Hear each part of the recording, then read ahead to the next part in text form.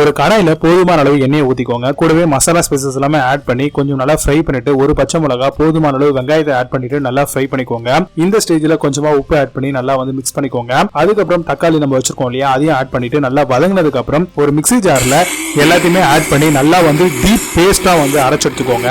அதுக்கு அடுத்தபடியா ஒரு கடாயில போதுமான அளவு எண்ணெய் ஊத்தி அதுல மசாலா ஸ்பைசஸ் எல்லாமே ஆட் பண்ணி ஒரு ஸ்பூன் அளவுக்கு இஞ்சி பூண்டு பேஸ்ட் அதையும் வந்து போட்டுக்கோங்க. போட்டுட்டு நல்லா கலக்கிட்டு அதுல வந்து ஒரு ஸ்பூன் அளவுக்கு தனியா தூள், அரை ஸ்பூன் அளவுக்கு காஷ்மீரி சில்லி பவுடர், 1/4 ஸ்பூன் அளவுக்கு மஞ்சள் தூளை போட்டுட்டு நல்லா வந்து ஃப்ரை பண்ணிட்டு அதுல கொஞ்சமா தண்ணி ஊத்தி நம்ம அரைச்சு வச்சிருக்கக்கூடிய அந்த பேஸ்ட்டை வந்து அதுல ஆட் பண்ணிக்கோங்க.